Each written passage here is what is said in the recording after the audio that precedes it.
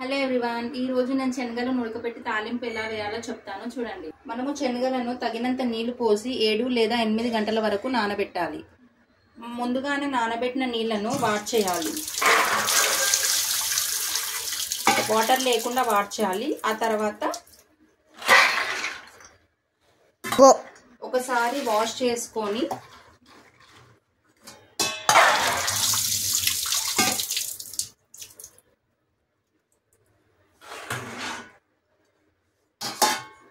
మళ్ళీ మంచినీళ్ళు పోసి పెట్టాలి. తగినన్ని మంచినీళ్ళు పోయాలి. దాంట్లో తగినంత సాల్ట్ వేయాలి. ఆ తర్వాత కుక్కర్ లిడ్ పెట్టి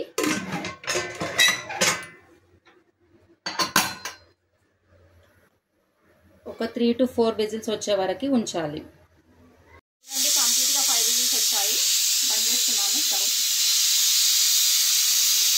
ఓకే, ఆఫ్ చేయాలి. చూడండి, ఇప్పుడు కంప్లీట్గా ఉడికాయి.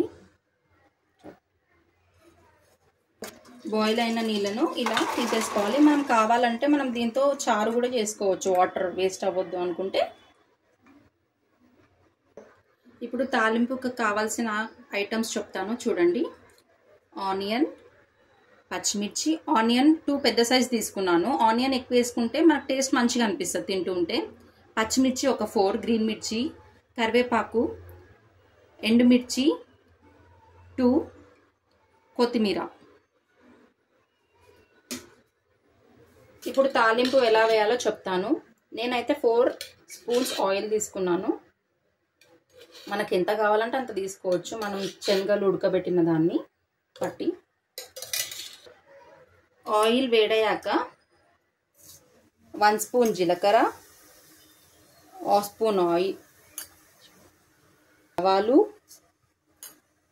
1/2 స్పూన్ ఆవాలు,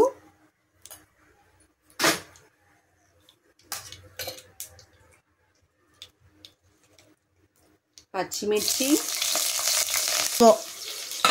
కరివేపాకు, పప్పు,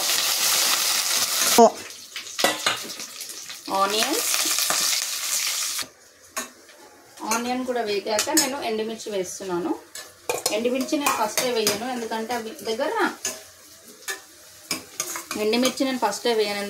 అవి మాడిపోతాయి అన్నమాట. అందుకే నేను ఆనియన్ కొంచెం వేగాక వేస్తాను. ఆ తర్వాత కొంచెం పసుపు,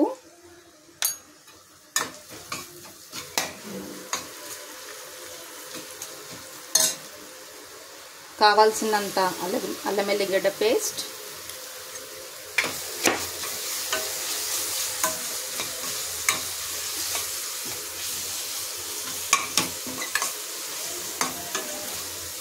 ఈ వీడియోను మొత్తం మా బాబుయే క్యాప్చర్ చేస్తాడు. నాకు మా బాబుది సపోర్టింగ్ ఉందన్నమాట. మా బాబు నేను కలిసి చేస్తాము. ఇప్పుడు మా బాబు వచ్చేసి 5th క్లాస్. మనం ముందుగానే ఉడకబెట్టుకున్న శనగలను దీంట్లో వేసి మంచిగా మిక్స్ చేయాలి.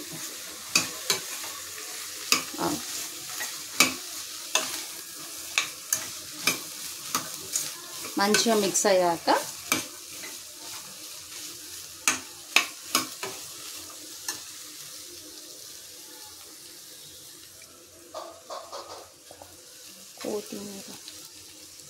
మంచిగా మిక్స్ అయ్యాక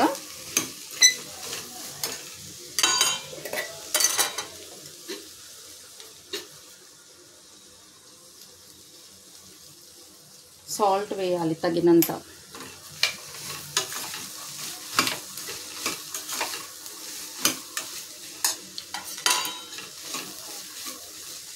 సాల్ట్ వేసి 1 నిమిషం కలిపాక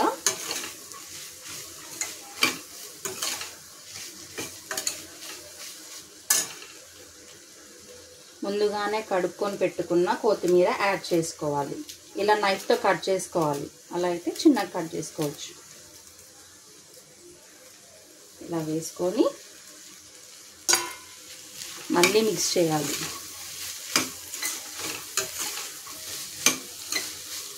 మిక్స్ చేసి ఒక 1 మినిట్ వరకు ఉంచుకోవాలి.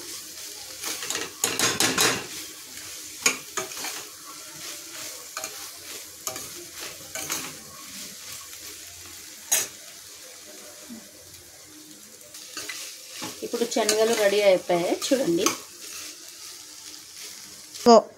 మీకు మా వీడియో నచ్చినట్టయితే లైక్ అండ్ సబ్స్క్రైబ్ చేయండి. Thank you.